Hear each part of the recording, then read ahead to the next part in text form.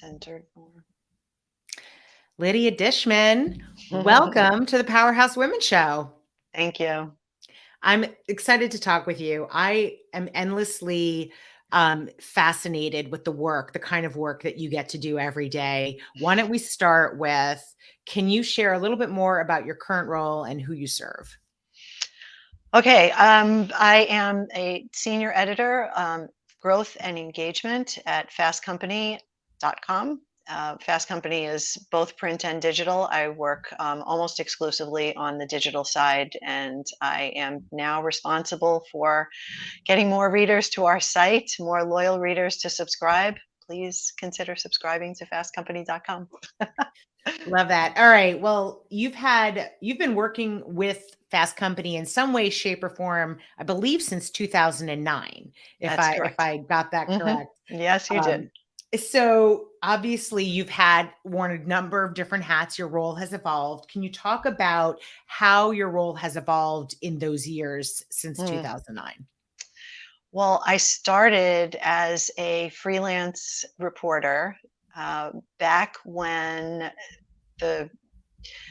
I think the recession was pretty much at its height. And that was a unique opportunity for freelance writers because a lot of media properties were letting go of their regular staff, but they still needed plenty of content. So I started spreading myself around to as many media outlets as would have me. And I landed at Fast Company basically through a communication on Twitter with one of the editors there. Yes, back in the day when Twitter was really still a functional tool. Yes, we were going to need to talk about that in a second, but yes, go on. And I started contributing stories pretty regularly. I would say, 4 to 10 stories a month, and just kind of kept going from there. And then fast forward to a few years ago when I was hired full time, finally. After wearing a number of hats as a freelancer, I was a video producer for a while for Fast Company. Yes, many, many moons ago. Wow. And I covered pretty much every beat because I was a generalist. But I was hired as an editor in the Work Life channel, continuing with the leadership coverage.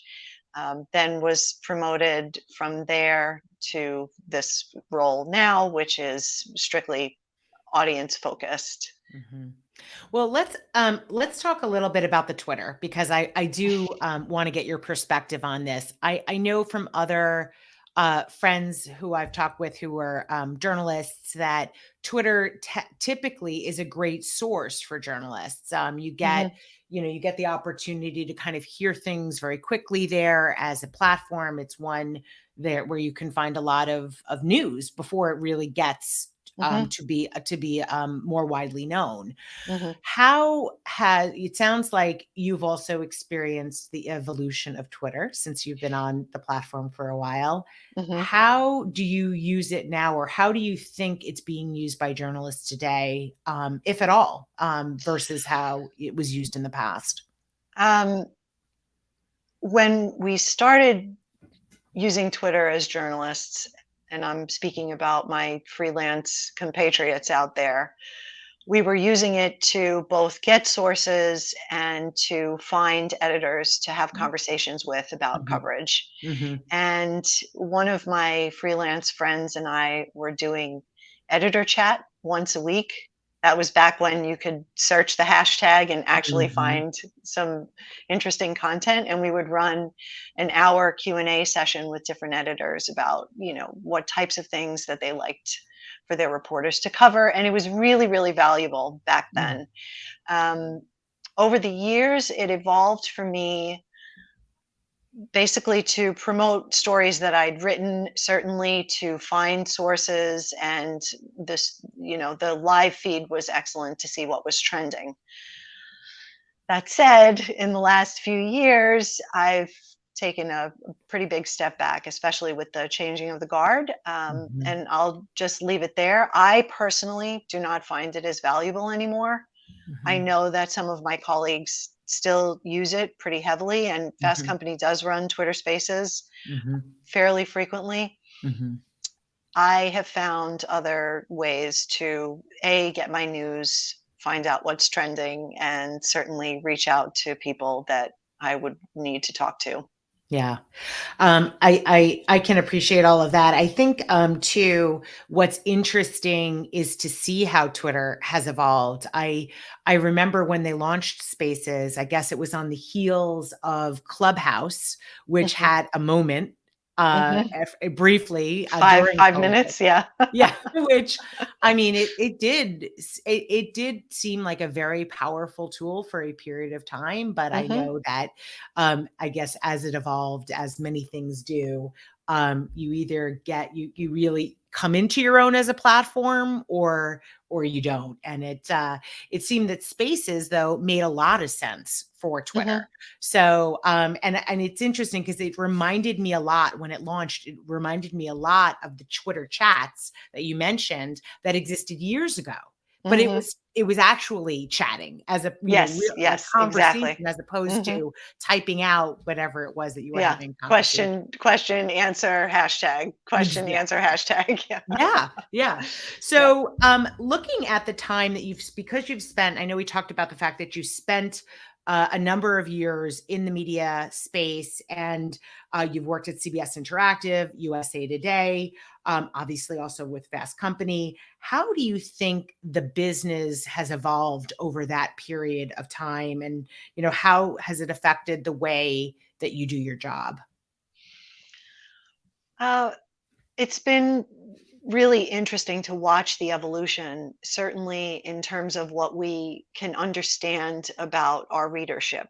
Hmm. And I think that data tools have existed for a long period of time, but really in more recent years, we've gotten a true sense of where people are going, where they're going next, where they're coming from before they hit our site. And all of that is really fascinating because, yes, we want to serve the news, exclusive scoops, and all of that. But we also want to be part of the larger conversation. And I think the only way that media properties have to be tapping into what that larger conversation is through their audience analytics. And so I Hmm. think that that has really gotten a lot more sophisticated, especially in the last 5 to 10 years.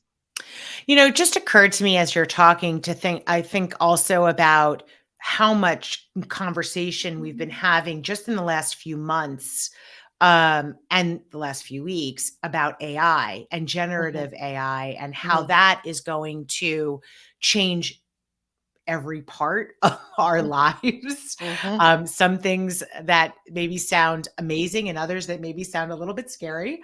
Yep. Yep. I'm curious if you could speak to your thoughts on how it might affect the work that you all do at Fast Company.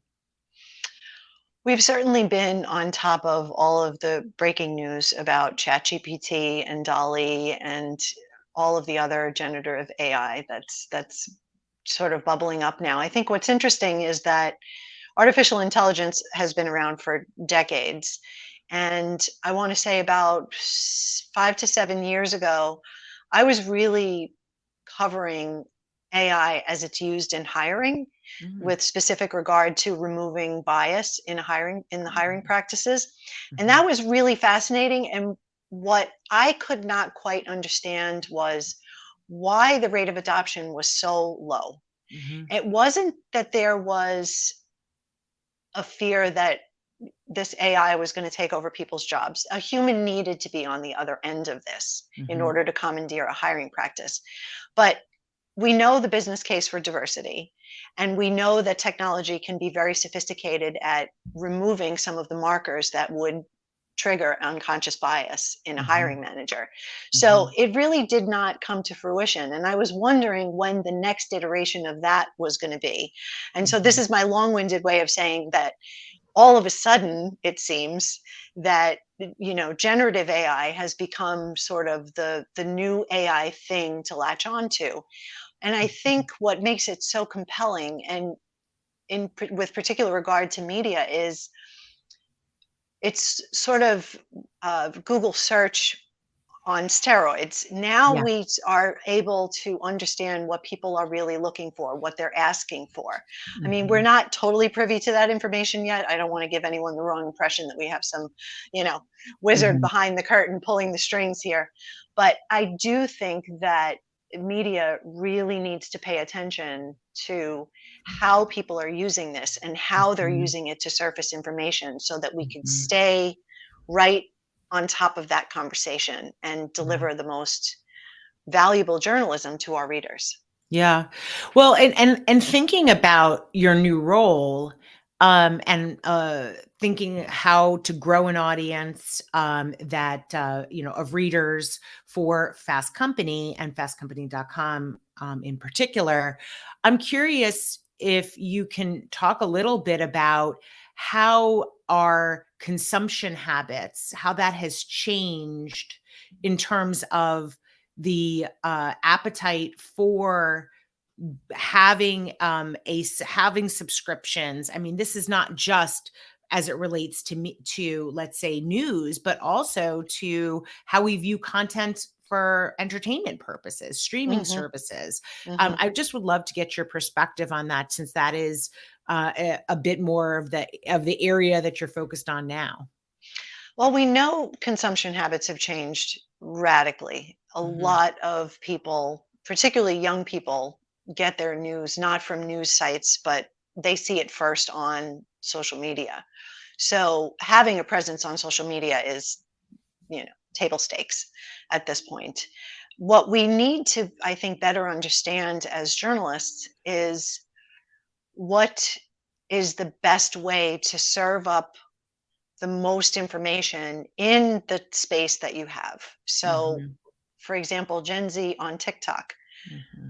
Yes, they are getting their news from there. And in fact, we published a story fairly recently about how Gen Z was getting tax advice Hmm.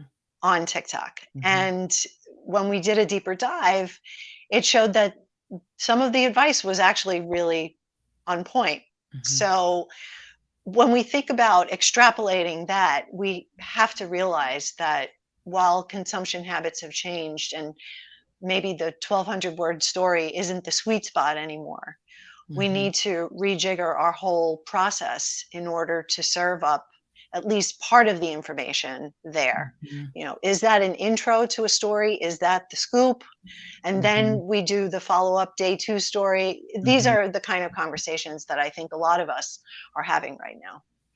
Yeah, and one of the things that we've been hearing, just from our community of women who we talk to about a variety of things, but this is one of the topics of conversation, is how they can find a place that's reliable. And Hmm. that, I think, is what's happened with social media, is that people recognize that there is a lot of misinformation. There's Hmm. also, to your point, when you looked at the Gen Z, the information, the tax information that was being teed up Hmm. on TikTok for Gen Z, a lot of it was very valid. The Hmm. problem is that I think a lot of people have the understanding that there both reliable and unreliable information, but it's sifting through to understand what is reliable and not. And that's where, for me, just as a consumer, a publication like Fast Company comes in, Hmm. because you have some element of, there's a brand equity there, that Hmm. Hmm. that something might be more reliable, that it's been vetted, et cetera. And I'm Hmm. just curious if if that is reality for people in your industry, that people do that I'm not alone. I'm not the only one that thinks, okay, I'm going to get more reliable information here, and that's part of the allure of Hmm. following a Fast Company. Well, I think that is valid, and you are not alone, definitely. But I think that there is a disconnect with some of the younger generations coming up because they aren't seeing media being consumed in very traditional ways. They Mhm. don't necessarily go to a newsstand and buy a magazine or a newspaper, Mhm. nor do they necessarily see their parents Mhm. getting their news that way. And Mhm. I've said this before in another forum. I really think that it is a cultural imperative at this point to include some sort of learning when kids are still in elementary school about how to consume media Mm, and what a true source of information that is mhm, trustworthy is. mhm, And I think that that is done very ad hoc still.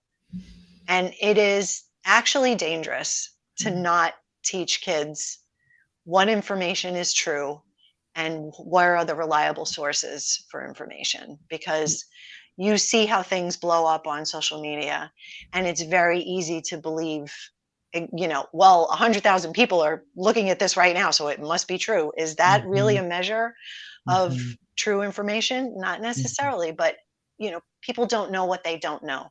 Kids Right, don't know what they don't know. right. Well, and that is, so I'm curious. My question, the next question to you is going to be about, how you started and going back to the beginning for you. Mm, Based on what we're talking Stone now, Age. I also have an add-on to that question. But let's go back for a second. Did you know you always wanted to be a writer, and how did you get started? 100% I wanted to be a reporter. First Mm, and foremost, I was that kid, and some people may know this story because I've told it before, so apologies for having to sit through it again. But I was the nosy 8-year-old who would go up and down the street knocking on people's doors, asking them very personal questions, writing them down in my steno notebook.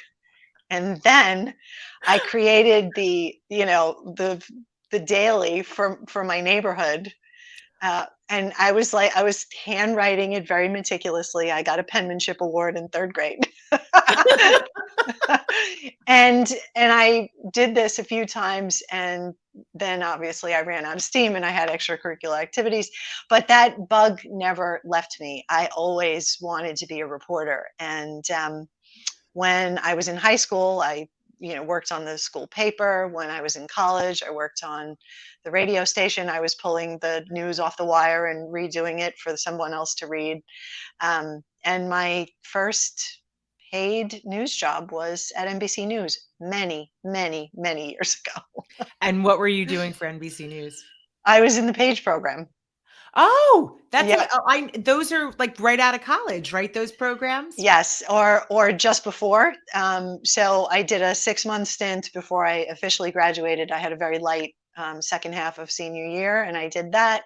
And so then the question became: do you want to stick around and do the real thing, or do you want to try your hand at magazine reporting, which I really, really wanted to do. So, and being in New York, I had so many publications available to me, from Mhm. trade journals to all the way up to the glossy Condé Nast publications. Then I also had the extreme need to move out of my house, and Mhm. I needed to make a living wage ASAP. So I took the first job that was offered to me, which was actually not in magazines. But after 3 weeks, I was like, I've got to do something, Mhm. and so I took a side detour, so to speak, and I worked in book publishing for a number of years, and then I Mhm. came back to journalism. I want to go back to something that you said, and it's connected to opportunities that exist if you go to school in a city. And you Mm, went to school. I'm imagining you went to school in New York City, which is how you had I the did. opportunity to do Hmm. the internship or page Hmm. program at NBC. And I'm curious to hear. I know that there are lots of people who are, on, take different routes, but the experience of being going to college in Hmm. New York City and the opportunities that presents. I wonder if you could just talk about that for a minute Yeah, beyond yeah. just this opportunity you had to do the page program, or I guess an internship at NBC. What Hmm. else do you think was really positive about that? Well, let me start by saying I was first generation college student, Mhm, and it first woman in my family to go to college, and that mhm, was a really big deal. And I think that I had an incredible time in college. I know that not everybody sees a college education in quite the same way, and you certainly don't necessarily need to go to college to get yourself into a career and into a good job. You know, there are side routes to everything. But for me personally, to learn to major in journalism and communications and to have a liberal arts education where it was really foundational at that time to take all of these different courses, philosophy, theology, psychology, that really it didn't the subject mattered less than learning how to think critically and learning how to be intellectually curious. So that was right off the bat the best thing that I could say about that. But then obviously being in New York City and having all of these media properties that were drawing from our student population to, you know, get interns and would do talks on campus, I mean, that was completely invaluable. Yeah. So Yeah, I did my undergrad in New York City as well, and I actually did the same. It sounds like the same program you did, but at ABC, not at oh, NBC. okay, okay. There, you kind of did like you worked on different shows. They kind of had rotated you through to work on different shows at the time that I was there. But one of the things that always struck me about being in school in year at that time, everyone always said that didn't go to school in Manhattan. They were like, "It's so like, don't you feel it's so congested?" And it was for me the exact opposite. I found that it was expansive in the sense Yes. that, yes, the city is relatively small compared to other places, and your campus, I'm sure, is relatively small compared to other places. But the what it does in terms of how it opens up your mind to possibilities and to so many different opportunities. I just thought that was a wonderful experience. And I love when I talk to other people who've had that same experience, because it's not, I mean, not a lot of people go to school in Manhattan. So it Well, is. yeah, there is that, and being in one of the largest cultural centers in the world also had its advantages because I took a lot of art classes, art Mhm, history, and mhm, you know, painting and drawing and whatnot. And mhm, what better thing to do to supplement your classroom mhm. education than to just go to the museum, which was Oh, so always many to available. choose And from, yeah, yeah. yeah. And the MoMA, I fell in love with Andrew Mhm, Wyeth at MoMA, Christina's World. I don't know what type of art you're into, but I remember going in college and doing the same. mhm, mhm, All right, well, let me ask you, I wanna talk a little bit about, the reporter elements. What mhm. do you think are the 2 to 3 key skills you need to be successful as an editor, as a reporter, whichever one you wanna focus on, or if it's both? Both reporter and editor would definitely need to have the bone to be a voracious reader. Mm, You must be a voracious reader. You cannot write if you don't like to read because there's just any number of sources of inspiration out there just as a foundational principle. Sometimes when I would be writing on deadline and I'd be stuck, I would read somebody else's article. mhm, It didn't even have to be in the same subject matter, but the mhm, reading was really what greases the wheels. mhm, Then I would say intellectually curious all the time, all the time. You want to have the ability to not just ask questions, but ask good questions. mm, And as you go through and you learn this craft, you learn how to ask questions where the person on the answering end is going to give you more than a yes or no answer. mhm, And then mm, finally, I would say observation. You have to have the power of observation. That is your superpower. You could yeah, be sitting across from someone who is highly, highly skilled in doing interviews with the media. They could be poker face, but when you start looking around, what they're wearing, what do their shoes look like? What do they have on their desk? Or how are they using their hands when they speak or not? All of those things can inform your reporting mm, in a way that just adds so much to a story, I think. So Mhm. definitely, just infinite curiosity, voracious reading, and certainly observation. Yeah. Yeah, I just wrote that down, and I also thought to myself, it reminds me, I've had an FBI agent that I've interviewed in the past, and that's one of the last thing you said about observation and body language in particular, Mhm. really learning when you're interviewing someone how to understand what their body is saying, not just what Mhm. they're Mhm. actually saying. So important. So Yeah. important. I love that. All right. Well, you said that you receive 100 plus pitches a day. I know this was kind of in your old Oh, I life. still get them. I You still get them. still get lots of pitches. Yes, I do. And I know you make a very significant effort to answer those for a Mhm. variety of reasons. What is Mostly the most selfish. yeah, well, no, but I heard you speak about that and Mhm. how it actually helps you to Yes. answer people. Maybe Mhm. just if you could spend like just a few seconds talking about why that is helpful to answer.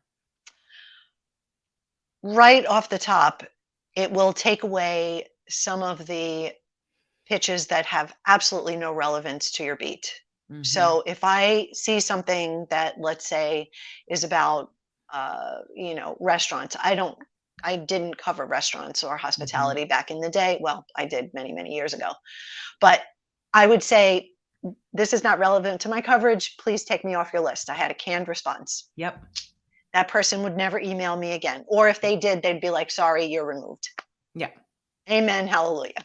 Hmm. So there's that. And then, working with people, if something isn't quite right, taking 5 minutes to say, this isn't right because, and then just quitting there. Like, if you have Mm, something in this vein, I'm happy to, I'll be all ears.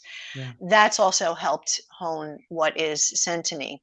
Yeah. I do still get a lot of pitches. Mostly what I'm dealing with now are contributed pieces from people who are in various industries that Hmm. want to weigh in with an op-ed or a thought Hmm. leadership piece. I hate the phrase thought leadership, but there we are. Um, and that too, oftentimes it will still be a canned response. Yeah. I'm not planning to publish this. Right. Yeah. But, every once in a while, there'll be something that, does strike. And we definitely have voracious readers at Fast Company. So I have Hmm. to feed the beast. Yeah. Well, so then what is the most clever thing someone's done to stand out from the pack when you get these pitches? I've gotten this question before, and it's really hard to answer because it isn't really cleverness that stands out, it's timeliness. And Oh. not necessarily the urgent in the subject line, Mhm. because some people have a false sense of urgency. Your urgent Right. is not my urgent. Right. Um, that said, I have gravitated to things that were trending, Yeah. not manufactured trends. And Mhm. please, great resignation and quiet quitting. Like, Yeah. I It's don't know been who covered. started that, but somebody should have trademarked that immediately and started making money, Yeah. because every time somebody uses the word quiet quitting, a PR agent gets their wings. So That's yeah. that was manufactured by a very astute public Yeah. relations professional. But Yeah. anyway, but the other thing that really stuck out to me was a non-pitch. Mm. And I'll go back and explain. Someone had heard another podcast that I was on, and we were talking about books and what I was reading and what I would recommend. And this person, a PR person, reached out to me and said, "This is not a pitch. I saw that you like these type of books. I really just wanted to recommend a book to you." Hmm. And I was like, "Yes, I'll take book recommendations all day." Now, of course, that I said that, I'm going to be getting a lot of emails of book Inundated. recommendations. But I am a voracious reader myself. I read Mhm. probably about a book to two books a week. Mm. So always looking for new things. Fiction or nonfiction, I need to ask. Both. Oh, Yeah, I love interesting. memoir. And Mm, people writing about their families, I like to mm, joke, is the second oldest profession. mm, And I love to read those, but I also am in a jag right now of reading about women in the workplace in different eras. And mm. I just read a book called The Ex-Wife, which came out in 1929, just before the crash. Wow. And this is a 20 something woman who's getting divorced, but she also talks a lot about her work as an advertising copywriter. And I did the math. She was making quite a bit of money as an ad copywriter. So let's just say that in 1929. But B, it was really fascinating to see the culture of women in the workplace and what you could do and what you couldn't Mm, do. And that was really eye opening. And then, of course, so that Ex-Wife is by Ursula Parrott, for those of you who want to know. mhm, Then, of course, there's Rona Jaffe, who's writing about women in the workplace in the 1950s. Lessons in Chemistry, which just came out recently, was about women scientists mhm. and the struggle there. So it's just all kind of informing this sense of the more things change, the more they kind of have stayed the same, which is unfortunate, especially for women in the workplace. And we Yeah. could do better. Yeah, I love that. Well, I'm gonna email you another recommendation if you like the Mad Women type of books, that era of women writing about, working in the ad industry. There's some really Oh, great yeah, for ones. sure. I read a great one. All right, Please and last thanks. question, Okay. Lydia. What do you wish you could tell the young Lydia that was just starting out in her career? Oh, so many things, so many things. But I would say to be a little more fearless. And Mhm, I say this knowing that I was starting work in an era where there was a pretty clear cut way to get to the top. And it was not easy for women back then in the late 80s, early 90s, and even in publishing, where it was pretty female dominated, all of the execs were men. And I would just say to my young self and to really anyone out there who's looking for the permission, as it were, to take a leap of faith, mm, just go ahead and do it. mhm, You can mm. always try something else if it doesn't work out. Yeah, I love that. Well, Lydia Dishman, thank you so much. I appreciate it. I know we went a few minutes past, but am so Appreciate you. grateful for all of your insights and spending this time with us today. Thank you. Absolutely my pleasure. Thank you. Thanks.